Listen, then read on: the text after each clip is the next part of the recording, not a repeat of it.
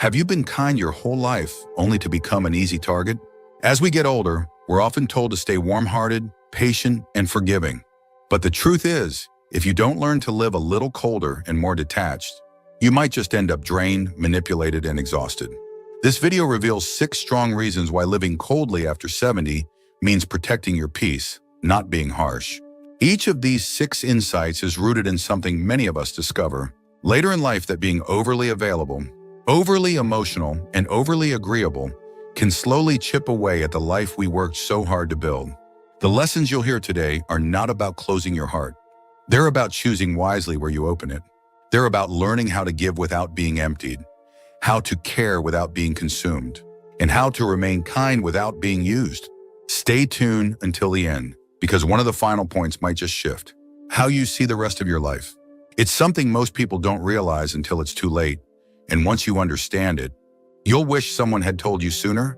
Let's get started. Number 1, emotional detachment protects your peace. The older you get, the more precious your peace becomes, and one of the best ways to protect it is by letting go of the emotional entanglements that once felt so necessary. Emotional detachment doesn't mean you stop caring. It means you start choosing where your care goes. After 70, not every argument deserves your energy. Not every family conflict needs your intervention. Not every unkind word needs a response. You've earned the right to keep your heart from being pulled in every direction, especially by people who expect more from you than they're willing to give. Sometimes we confuse love with obligation, but real love doesn't ask you to lose sleep over someone else's chaos. It doesn't demand you fix what was never yours to carry. When you begin to detach emotionally, what you're really doing is drawing a quiet line between what affects you and what doesn't. And that line becomes the boundary that preserves your sanity. You can still care about someone without absorbing their pain. You can listen without offering a solution. You can be present without being drained. Take Robert, for example. He's 81 and used to be the emotional rock for his extended family. If there was an issue, a disagreement, a hurt feeling, a birthday missed, he was the first one called. For years, he responded right away, tried to mediate, tried to smooth things over, but he started to realize that his own days were growing shorter, and yet so much of his energy was being spent on problems that weren't his. These days, Robert listens, but he doesn't fix. He supports, but he doesn't chase. And in doing so, he's found a peace that had been missing for decades. Living with emotional detachment means accepting that not every battle is yours to fight. It means walking away from drama even when you're invited in. It means choosing silence over stress, distance over damage. When you live like this, people might say you've become cold, but what they really mean is you've stopped being convenient. You've stopped being a sponge for their emotions and started being the protector of your own. And that shift, that's where freedom begins. Because when you stop carrying everyone else's emotional baggage, your own path gets lighter. Your mornings feel calmer. Your nights grow quieter. And that peace, the kind that doesn't shake with every text or tremble at every phone call, is worth everything. Number 2, saying no without guilt preserves your energy. After 70, your time and energy are not just valuable, they're sacred. And one of the strongest forms of self-respect you can practice is the ability to say no without drowning in guilt. For decades, many of us were trained to be agreeable, to accommodate, to say yes, even when we meant no. But that kind of living leaves you tired, used up, and quietly resentful. Living coldly means knowing that you're no longer here to be everything, for everyone, and that's not selfish. That's survival. Every time you say yes to something you don't want to do, you're saying no to something you do want, like rest, peace, or simply doing nothing at all. You have a limited number of days, and you get to choose how they're spent. You don't owe your time to every invitation. You don't owe your attention to every request. And you certainly don't owe your energy to people who don't appreciate it. Think about Sandra, 76, who spent most of her adult life as the yes person in her family. Need a ride to the airport? She'd go. Hosting Thanksgiving even when she was exhausted? She'd do it. Babysitting at the last minute? Even when she had plans of her own, she'd cancel them. But last year, something in her shifted. She began to understand that always saying yes had quietly stolen years of her joy. Now Sandra says no, and she says it kindly, firmly, and without explaining herself. And you know what happened? The world kept spinning. The people who truly cared adapted, and she finally got some peace. You don't need a reason to say no. You don't need to justify, over-explain, or soften your boundaries. so others feel more comfortable. The people who love and respect you won't need a detailed excuse. They'll understand. And the ones who don't, well, they've been benefiting from your lack of boundaries for far too long. There's a quiet kind of strength in a simple no. Not a cold shoulder, not a bitter refusal, but a clear, steady, unapologetic no. That strength builds a life with space. Space. For rest, reflection, joy, and health. When you stop feeling guilty for protecting yourself, your energy begins to return. You find yourself waking up with less tension, going to bed with fewer regrets, and filling your days with things that nourish you, not just others. Living coldly doesn't mean you stop caring. It means you care wisely. You care for yourself first, so you have something left to give. And when you learn to say no from a place of love, not fear, you start to reclaim the life that's been waiting for you all along. If you're still watching this video and finding these insights valuable, please comment number 2 below to let me know you're here. And if you haven't subscribed yet, I recommend you subscribe and turn on the bell so you don't miss any videos. Your support helps us continue creating good content to inform and inspire you. Now let's move forward. Number 3, selective empathy guards your mental health. There's a quiet shift that happens after 70. You begin to realize that while empathy is a beautiful trait, giving too much of it, too freely, too constantly, can slowly unravel your own mental well-being. Selective empathy isn't about turning your heart off. It's about deciding where your heart goes, how often, and for how long. Because not everyone deserves the full weight of your concern, and not every problem is yours to emotionally carry. When you allow yourself to feel deeply for everyone, you become a vessel for their pain, their fear, their chaos. And over time, without even realizing it, you start to carry it like it's your own. That invisible burden shows up as fatigue, sadness, anxiety, even physical illness. People come to you because they know you care, but they also come because they know you'll take on more than you should. Living coldly means learning that empathy has limits, and yours must be honored too. Let me tell you about Gerald. He's 83 now and one of the kindest people you'd ever meet. But for decades, Gerald would internalize the pain of everyone around him, friends struggling financially, neighbors in conflict, family members with failing relationships. He carried it all like it was his personal mission to fix it, to heal it, to hold it until it passed. But eventually, his health began to suffer. He wasn't sleeping. His blood pressure soared, and he began to lose the lightness in his spirit. One day, his doctor said something that stuck with him. "You can care, Gerald, but you don't have to collapse." That day, he gave himself permission to care less, just enough to stay kind, but not so much that he lost himself. Selective empathy means listening without absorbing. It means offering support without sacrificing your peace. It means letting others handle their own responsibilities and consequences, without stepping in to rescue them. When someone is always in crisis, always in need, always pulling on your emotions, they're not looking for partnership. They're looking for someone to dump their weight on. And after 70, you've earned the right to say no more. When you start to filter who gets access to your empathy, you begin to see life differently. You're less reactive, less overwhelmed. You start having more room in your mind for the things that truly matter: your health, your joy, your hobbies, your legacy. And those who genuinely care about you will understand your boundaries, not question them. There's grace in this kind of coldness, a quiet, protective grace. Because you're not shutting people out, you're keeping your mind clear, your emotions stable, and your spirit intact. You're giving yourself the space to be happy without constantly drowning in everyone else's sorrow. And that space, that's where your mental health begins to thrive again. Number 4, guarding your time reinforces self-worth. Time becomes sacred after 70. Every hour carries more weight, every day feels more valuable, and every moment has the power to lift you or drain you. That's why one of the most important things you must stop giving away so easily is your time. Guarding your time isn't about being selfish. It's about finally understanding how precious it really is. When you live coldly, you're not pushing people away. You're just no longer offering your hours to things or people that don't deserve them. Think about how often you've said yes to something only to regret it while it's happening. Sitting through conversations you didn't enjoy, running errands that weren't yours, attending gatherings that left you feeling more alone than connected. It's easy to fall into the trap of thinking that being generous with your time makes you a good person. But being intentional with your time, that's what makes you a wise one. Take Helen, for example. She's 78 and used to fill her calendar with every invite that came her way. Church meetings, family obligations, social clubs. She was always out, always involved. But she started noticing something. At the end of those long days, she didn't feel fulfilled. She felt depleted. One day, she sat down with her planner and asked herself a simple question. What here actually brings me joy? The answer, not much. So she started saying no, clearing space and choosing her moments with care.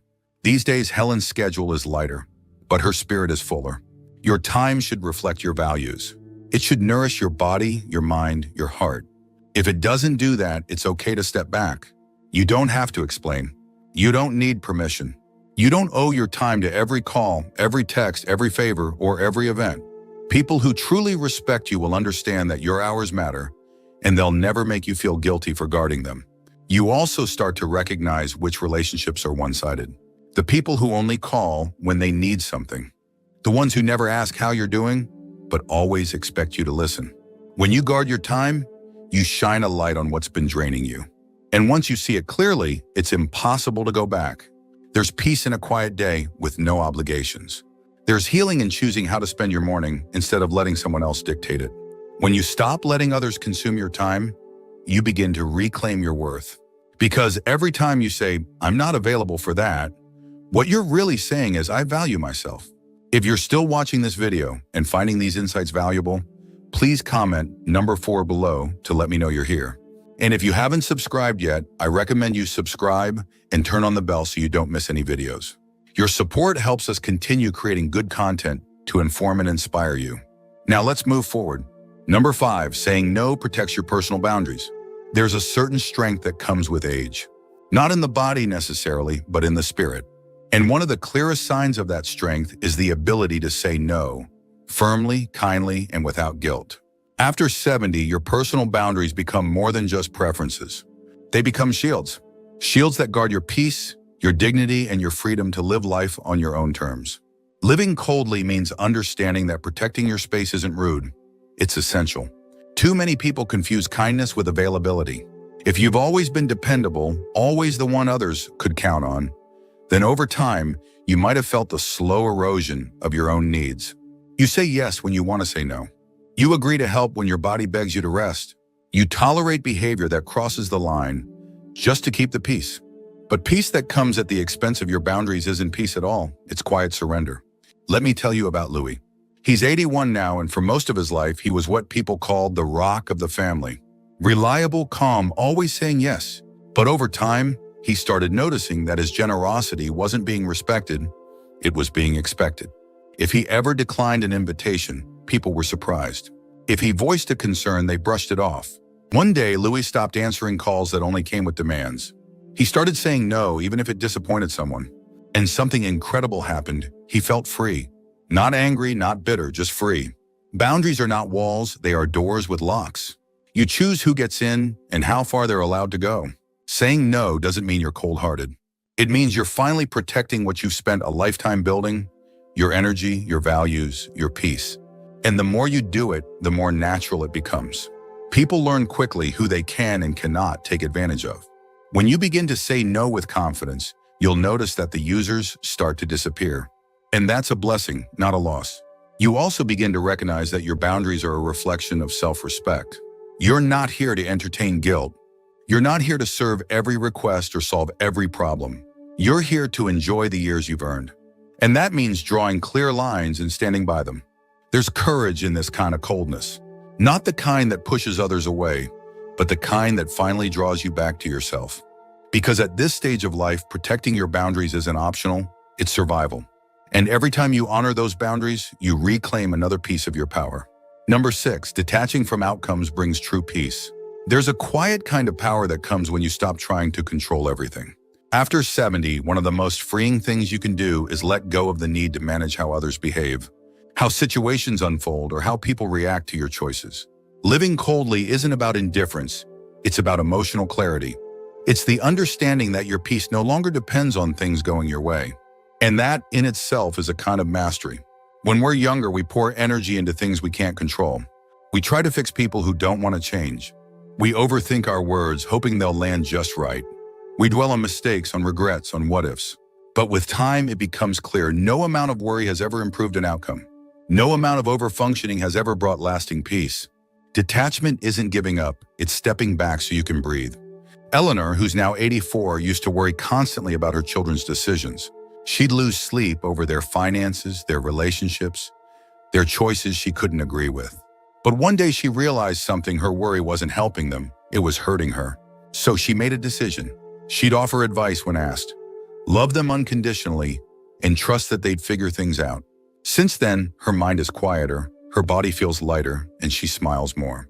Not because life is perfect, but because she stopped trying to control what never belonged to her. When you detach from outcomes, you start to reclaim your time, your energy, and your joy.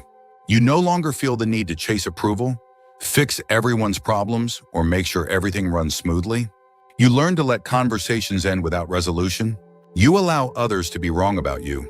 You stop explaining yourself where it's not needed. This doesn't make you cold-hearted, it makes you wise. It means your emotional thermostat is no longer controlled by other people's behavior. Whether someone is grateful or not, polite or not, present or not, you stay grounded. You stay steady. You no longer spiral because someone else is spinning. That's what it means to live coldly, to live with emotional independence. At this stage, peace becomes the priority. And peace isn't found in control, it's found in surrender. Not the surrender of values, but the surrender of outcomes. You show up with love, with honesty, with effort, but you release the need for results. That kind of release isn't easy, but it's transformative. If you're still watching this video and finding these insights valuable, please comment number 6 below to let me know you're here. And if you haven't subscribed yet, I recommend you subscribe and turn on the bell so you don't miss any videos. Your support helps us continue creating good content to inform and inspire you. Now let's move forward. Final thoughts. As we wrap up this video, take a moment to reflect on what we've explored. Living coldly after 70 doesn't mean shutting down your heart or walking through life with walls up. It means choosing clarity over confusion, peace over people-pleasing, and boundaries over burnout. It's about finally putting your well-being at the center of your decisions. Not because you've stopped caring, but because you've started caring more about the right things. What stood out to you the most? Which of these 6 reasons resonated with where you are in life right now? Maybe it was the idea of stepping away from overgiving. Maybe it was the power of silence. Or perhaps it was that deep truth about detaching from what you can't control. Whatever it was, hold on to it. These aren't just ideas, they're tools. Tools you can start using today to live with more strength, more peace, and more authenticity. There's a kind of beauty that only shows up when you stop chasing and start choosing. Choosing what aligns with your values. Choosing when to engage and when to step back. Choosing how to spend your precious time and who gets to share it with you. Living this way isn't easy at first, it requires courage. But with each boundary you protect, each pause you take before reacting, each moment you honor your needs, it gets easier. And more than that, it gets deeply rewarding. Because this stage of life isn't a winding down, it's a refining. You're not here to prove anything anymore. You've earned your place. You've lived, learned, lost, and loved. And now you get to decide what matters and what doesn't. Thank you for joining us today. We'd love to hear from you. Leave a comment below and share one thing you learned today and how you plan to use it in your life. Your thoughts are important to us, so don't hesitate to share them. Reading your comments gives us great motivation and encouragement. If you enjoyed this video and found it helpful, please like, subscribe, and share. Your support helps us continue creating good content to inform and inspire you. Thanks for watching, and we look forward to seeing you in the next video.